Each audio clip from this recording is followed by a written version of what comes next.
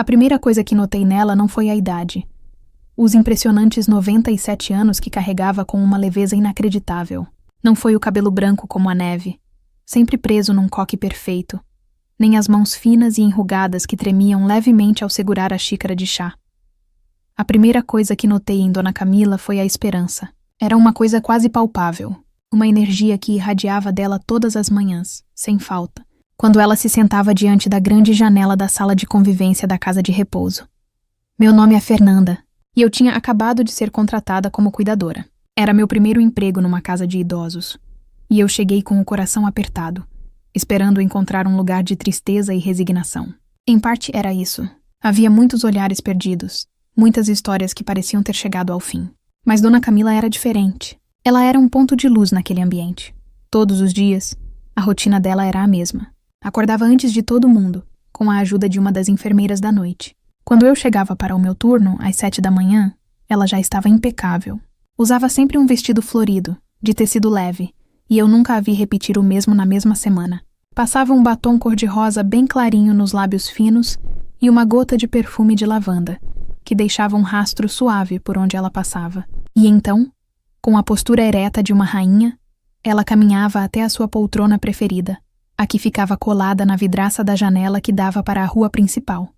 E ali ela ficava, sentada, com as mãos cruzadas no colo, olhando fixamente para o movimento lá fora. Seus olhos, de um azul surpreendentemente claro, não passeavam a esmo. Eles procuravam. Havia uma intensidade em seu olhar que me fascinava e me deixava profundamente curiosa. Ela não lia, não via televisão, não conversava com ninguém durante aquele período. Era um ritual sagrado. Nos meus primeiros dias tentei me aproximar. Bom dia, Dona Camila. A senhora quer um pouco de água? Um biscoitinho? Ela sorria. Um sorriso doce e genuíno. Mas seus olhos não se desviavam da rua. Agora não, minha filha. Obrigada. Daqui a pouco eu aceito. Ela respondia com a voz macia, sem nunca virar o rosto. Eu aprendi a respeitar aquele momento. Os outros funcionários já estavam acostumados. É o ritual dela, uma colega me disse. Todo dia até às 10 da manhã. Depois ela vira outra pessoa. E era verdade. Pontualmente, quando o relógio de parede antigo marcava 10 horas, era como se um encanto se quebrasse.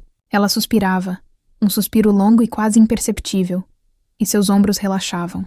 A intensidade em seu olhar se transformava numa serenidade melancólica. Ela então se virava, sorria para quem estivesse perto e dizia: Bom, não foi hoje, mas amanhã é outro dia. A partir daquele momento, Dona Camila participava de tudo. Contava piadas, ajudava as outras senhoras a fazerem crochê, contava histórias de sua juventude com uma memória de dar inveja. Ela era o coração daquela casa. Tinha sempre uma palavra de conforto, um elogio, um carinho para oferecer. Ninguém diria que aquela mulher vibrante e cheia de vida era a mesma estátua de esperança que ficava na janela todas as manhãs. Minha curiosidade só aumentava. Que tipo de compromisso alguém poderia ter todos os dias, às 10 da manhã, por anos a fio? Por que ela se arrumava tanto? Para quem era aquele batom, aquele perfume, aquele vestido escolhido a dedo? Os outros funcionários tinham suas teorias. Alguns diziam que ela esperava um amor da juventude que prometeu voltar. Outros, mais céticos, achavam que era apenas um hábito de uma mente que já se confundia com o tempo. Mas eu não acreditava nisso. A lucidez dela era cristalina. Havia um propósito real em sua espera. Com o tempo, criei um laço especial com ela. Eu me sentava perto dela depois das 10. Trazia seu chá do jeito que ela gostava, com uma folhinha de hortelã. Ouvi suas histórias sobre como era a vida quando ela era moça, sobre os bailes, sobre o marido que ela tanto amou e que já havia falecido há muitos anos. Ela falava de tudo, com uma alegria contagiante. Mas sempre que eu, com muito cuidado, tentava tocar no assunto da janela, ela desviava com uma elegância impressionante. Ah, minha filha, são coisas de gente velha, ela dizia, e mudava de assunto. Eu sentia que havia uma dor ali, uma história que ela guardava às 7 chaves. Aquela rotina não era apenas um hábito, era uma promessa. A forma como ela se arrumava não era vaidade, era uma preparação. Os olhos fixos na rua não eram de quem observa o tempo passar. Eram de quem procura ativamente por alguém. E a cada dia que eu a via suspirar às 10 da manhã e sussurrar, não foi hoje, um pedaço do meu coração se apertava. Eu precisava entender, não por fofoca, mas porque eu tinha me afeiçoado àquela senhora de uma maneira profunda. Eu queria que a espera dela, fosse qual fosse o motivo, finalmente chegasse ao fim. Eu só não imaginava o quão devastadora a verdade por trás daquela janela poderia ser. As semanas se transformaram em meses, e a rotina de Dona Camila continuava a ser o mistério central dos meus dias. A amizade entre nós se aprofundou. Ela me contava sobre suas receitas favoritas, me ensinava pontos de tricô que eu, desajeitada, tentava imitar, e até me dava conselhos amorosos, com a sabedoria de quem já viveu quase um século. Mas o segredo da janela permanecia intocado, um cofre trancado no fundo de sua alma. Até que um dia, algo mudou. Foi numa manhã de terça-feira, chuvosa e cinzenta. O mau tempo parecia afetar o humor de todos na casa de repouso. Os corredores estavam mais silenciosos, os olhares mais distantes. Mas Dona Camila estava lá, na sua poltrona, impecável como sempre, com um vestido azul celeste que contrastava com o céu lá fora. Quando me aproximei para dar bom dia, notei que seus olhos, geralmente focados na rua, estavam marejados. Uma única lágrima solitária escorria lentamente por sua bochecha enrugada. Meu coração deu um salto.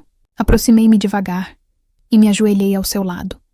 Algo que eu nunca tinha feito durante o seu ritual. Dona Camila? A senhora está bem? Pela primeira vez, ela virou o rosto para mim antes das 10 da manhã. Seu olhar era uma mistura de tristeza e de uma fragilidade que eu nunca tinha visto. Ela pegou minha mão com a sua, que tremia mais do que o normal. Hoje está fazendo 25 anos, Fernanda. Ela sussurrou, a voz embargada. Eu não precisei perguntar do que ela estava falando. Senti que aquele era o momento em que o cofre finalmente se abriria. 25 anos que eu estou aqui. Ela continuou, agora olhando nos meus olhos. No dia em que meu filho me trouxe, ele me deu um beijo na testa e disse: Mãe, a senhora me espere aqui, bem arrumada, que eu venho te buscar. Pode ser a qualquer dia. Eu vou chegar antes das 10 da manhã. Se eu não vier hoje, eu venho amanhã. Aquelas palavras me atingiram como um soco no estômago. A imagem se formou na minha cabeça. Um filho prometendo voltar. Uma mãe se apegando a essa promessa com todas as forças, dia após dia, por 25 anos. A rotina, os vestidos, o batom, tudo fazia um sentido doloroso agora. Não era apenas esperança. Era uma obediência cega. Uma fé inabalável na palavra do filho. Ele é um bom menino, sabe? Ela disse, como se tentasse se convencer. Ele deve estar muito ocupado. A vida é corrida. Mas ele não esqueceu de mim? Eu sei que não. Por isso eu espero. Todos os dias. Porque não quero que ele chegue aqui e me encontre de qualquer jeito. Quero que ele me veja bonita, como ele sempre gostou de me ver. Eu engoli em seco, tentando conter minhas próprias lágrimas. Que tipo de filho faz uma promessa dessas e desaparece por 25 anos? A raiva começou a borbulhar dentro de mim. Uma raiva protetora por aquela senhora tão doce e gentil. Mas eu não demonstrei. Apenas apertei sua mão com mais força. Eu nunca contei isso para ninguém, Fernanda. Ela confessou. Tenho medo que pensem que ele me abandonou. Mas ele não faria isso. Meu Ricardo, ele é tudo o que eu tenho. Naquele momento, uma ideia, talvez imprudente, talvez ousada demais, começou a se formar na minha mente. Eu não podia mais ser uma espectadora passiva daquela espera. Dona Camila, eu disse, escolhendo as palavras com cuidado. A senhora se lembra onde era a sua casa? Onde o Ricardo mora? Ela pareceu surpresa com a pergunta. Por um instante, vi a desconfiança em seus olhos. Mas ela logo se desfez, substituída pela mesma esperança de sempre. Claro que eu me lembro, minha filha. Cada cantinho daquela casa está na minha cabeça. Ela então me recitou o endereço, um nome de rua e um número numa cidade vizinha, com uma clareza impressionante. Por que você quer saber? Ela perguntou. Curiosidade. Menti, tentando manter a voz firme.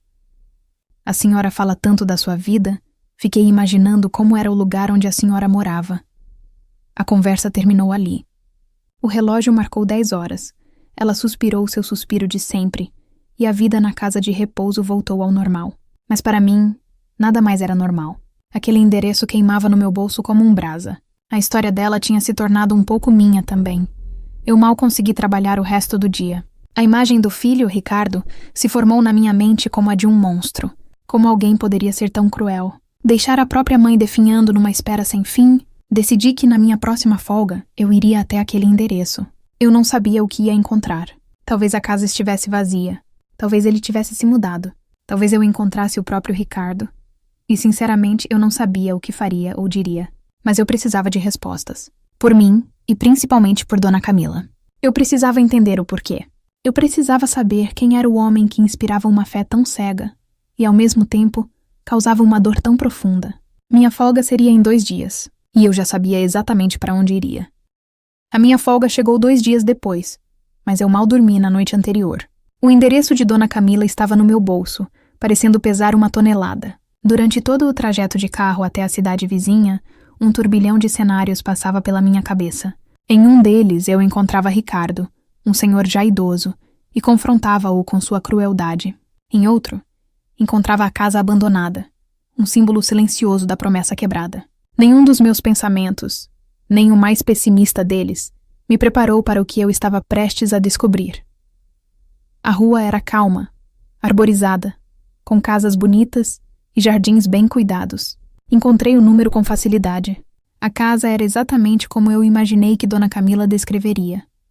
Um sobrado charmoso, pintado de um amarelo claro, com uma trepadeira de flores vermelhas subindo por uma das paredes e um jardim repleto de roseiras. As rosas que ela mencionou. Aquilo me deu um calafrio. Quem cuidava daquelas flores com tanto esmero? Respirei fundo, juntei toda a coragem que tinha e toquei a campainha. Meu coração batia tão forte que eu podia ouvi-lo nos meus ouvidos. Passos soaram do lado de dentro e a porta se abriu. Uma mulher de uns 50 anos, com um rosto gentil e olhos que pareciam vagamente familiares, apareceu. Pois não? Ela disse com um sorriso educado. Bom dia, comecei, a voz um pouco trêmula. Me desculpe o incômodo. Eu estou procurando pelo Sr. Ricardo. Ele mora aqui? O sorriso da mulher vacilou, substituído por uma expressão de confusão e tristeza. Ricardo, meu pai. Senhora, deve haver algum engano. Meu pai faleceu há 20 anos. As palavras dela me atingiram com a força de uma onda, me deixando sem ar. 20 anos. Morto. Eu senti o chão sumir sob os meus pés. Minha mente entrou em curto-circuito. Dona Camila esperava por um homem que já não existia há 2 décadas. A espera dela não era em vão por crueldade, mas por uma tragédia. A raiva que eu sentia deu lugar a uma onda avassaladora de pena. Me desculpe. Eu não sabia. Gaguejei, sentindo meu rosto corar. Eu sinto muito pela sua perda. A mulher, percebendo meu choque, suavizou a expressão. Está tudo bem. A senhora o conhecia? Não exatamente. Respondi tentando organizar meus pensamentos. Eu sou cuidadora numa casa de repouso e lá mora uma senhora chamada Camila. Ela me deu este endereço. Ao ouvir o nome Camila, a mulher franziu a testa. Camila? Não conheço nenhuma Camila. Meu pai era filho único, e minha avó, mãe dele, morreu quando ele ainda era um menino. Ele sempre me contou isso. Foi aí que o chão se abriu de vez. Um alarme soou na minha cabeça. A história não batia. 25 anos na instituição. 20 anos que ele havia morrido. E uma avó que, para a família, estava morta há muito mais tempo. O que significava aquilo? Enquanto nós duas estávamos paradas no umbral da porta, presas naquela confusão, uma vizinha, uma senhora bem velhinha que regava as plantas no jardim ao lado, se aproximou da cerca. Com licença, Rosângela, disse a velhinha com a voz arrastada pelo tempo. Eu não pude deixar de ouvir o nome que a moça falou. Camila? Sim, dona Irene, respondeu a mulher, que agora eu sabia se chamar Rosângela. Essa moça está procurando por uma senhora com esse nome. Dona Irene nos olhou, primeiro para mim, depois para Rosângela, com os olhos apertados, como se buscasse algo em suas memórias.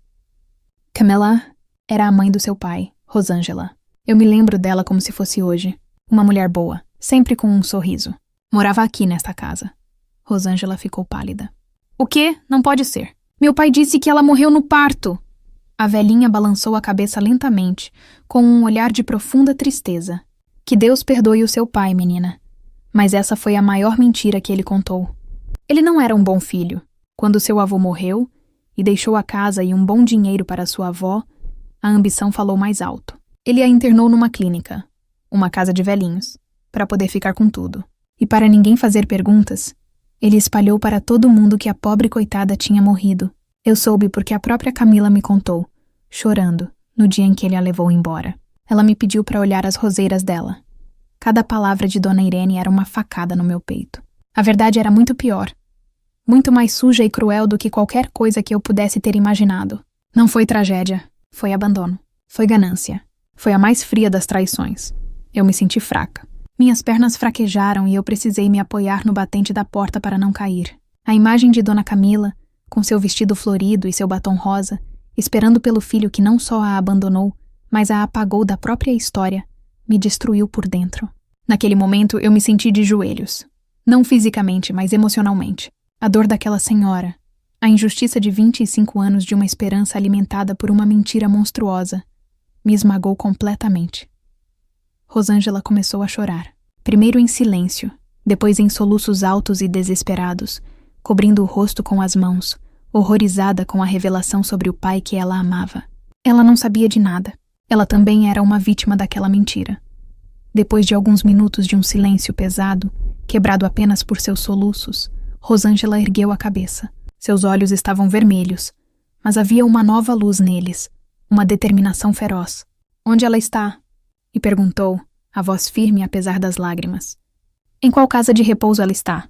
Eu não posso desfazer o que meu pai fez, mas eu posso, e eu vou acabar com essa espera. Ela é minha avó. Eu vou trazê-la para casa." No caminho de volta para a casa de repouso, Rosângela dirigia em silêncio, mas era um silêncio carregado de dor, vergonha e uma determinação recém-descoberta. Fomos até a casa dela, onde ela me serviu um copo de água com as mãos ainda trêmulas. Sentadas na sala de estar, rodeadas por fotos do pai que ela um dia admirou, tomamos a decisão mais difícil e importante. "Não podemos contar a ela", disse Rosângela, a voz baixa e rouca de tanto chorar. "Não podemos dizer que meu pai a roubou e a abandonou. Ela passou 25 anos amando a memória de um bom filho. Se tirarmos isso dela agora, aos 97 anos, isso a mataria. Seria uma crueldade final." Eu concordei imediatamente. A verdade naquele caso era um veneno. A memória idealizada que Dona Camila tinha de Ricardo era o que a tinha mantido viva e cheia de esperança por tanto tempo. Destruir isso seria o mesmo que destruir a própria essência dela. A nossa vingança contra a atitude dele não seria expor seu ato monstruoso para sua mãe, mas sim desfazê-lo. O objetivo não era punir o fantasma de Ricardo, mas salvar Camila. Então, criamos uma nova verdade, uma versão mais gentil da história. Uma meia-verdade que curaria em vez de ferir. Rosângela contaria que o pai havia morrido há muito tempo e que ela, a neta, só havia descoberto a existência da avó recentemente, através de alguns documentos antigos. Era uma história que explicava a de ausência, mas preservava o amor. No dia seguinte, Rosângela foi comigo até a casa de repouso. Meu coração batia descompassado. Esperamos, como sempre, o relógio marcar 10 horas da manhã. Vimos Dona Camila suspirar, virar-se da janela e sussurrar seu "não foi hoje". Mal sabia ela que aquela seria a última vez. Eu me aproximei dela com um sorriso. "Dona Camila, tenho uma visita para a senhora." Ela me olhou curiosa. E então, seus olhos pousaram em Rosângela, que estava parada logo atrás de mim, com o rosto banhado em lágrimas silenciosas. Dona Camila a observou por um longo instante. Vi seus olhos azuis percorrerem o rosto da neta, e uma faísca de reconhecimento, ou talvez de familiaridade, brilhou em seu olhar. "Você..." ela começou, a voz um sussurro. "Você tem os olhos dele." Rosângela se ajoelhou na frente da poltrona, pegando as mãos trêmulas da avó entre as suas. "Vovó, meu nome é Rosângela. Eu sou a filha do Ricardo." Dona Camila ficou sem ar por um segundo. A esperança, aquela força que a movia todas as manhãs, explodiu em seu rosto, iluminando-o como o sol. "O meu Ricardo, onde ele está? Ele te mandou? Ele veio me buscar?" Foi o momento mais difícil. Com a voz embargada, Rosângela entregou a ela a nossa meia-verdade. "Vovó, o pai, ele sofreu um acidente. Já faz muito tempo." "Ele se foi, vovó." O rosto de Dona Camila se transformou. A alegria radiante deu lugar a uma nuvem de dor profunda e real. A notícia da morte do filho, mesmo com 20 anos de atraso, a atingiu com toda a força. As lágrimas que ela nunca derramou por ele, finalmente vieram. E ela chorou. Um choro de perda, de saudade, o choro de uma mãe que acabava de perder seu menino. Rosângela a abraçou, e as duas choraram juntas. "Eu sinto muito, vovó", soluçava Rosângela. "Eu não sabia da senhora, eu juro. Eu só descobri agora e vim correndo. Eu vim te buscar." Em meio às lágrimas, Dona Camila ergueu o rosto e tocou a face da neta. Um sorriso fraco, mas genuíno, brotou em seus lábios. Então a minha espera acabou. Ela disse com uma clareza que nos surpreendeu. Meu menino se foi, mas ele me deixou você. Ele me deixou um presente. Naquela frase, 25 anos de espera foram ressignificados. Não foram anos perdidos, mas uma longa vigília que a levou ao encontro de sua família. A despedida de Dona Camila da casa de repouso foi um evento. Todos nós, funcionários e residentes, nos reunimos para vê-la partir. Ela não estava indo para um hospital ou para um lugar desconhecido. Ela estava indo para casa. Ao passar pela grande janela, ela parou, olhou para a poltrona vazia e para a rua lá fora e sorriu. Um sorriso de paz, de missão cumprida. Nos 2 anos que se seguiram, eu visitei Dona Camila sempre que podia. A transformação era inacreditável. Eu a vi sentada não mais em uma janela de espera, mas em um jardim, cercada pelas mesmas roseiras que ela tanto amava. Eu a vi segurando no colo seus bisnetos, contando a eles as mesmas histórias que um dia contou para mim. Ela falava de Ricardo com uma saudade doce, lembrando-se do menino sorridente que ela criou, e não do homem que a abandonou. Sua memória permaneceu pura, protegida pela nossa mentira amorosa. Rosângela me ligou em uma manhã de primavera, quase 2 anos exatos depois daquele dia. Sua voz estava calma. Dona Camila havia partido. Ela adormeceu na noite anterior e simplesmente não acordou. Rosângela me disse que, quando a encontrou, ela tinha um sorriso sereno no rosto. Eu soube, naquele momento, que ela partiu feliz. Sua história não terminou com uma vingança contra o filho que a traiu, mas com a superação da dor através do amor que ela encontrou no fim da vida. Ela não teve justiça, mas encontrou a paz. E olhando para trás, para aquela senhora impecável na janela, entendi que a paz, no fim das contas, é a única vitória que realmente importa.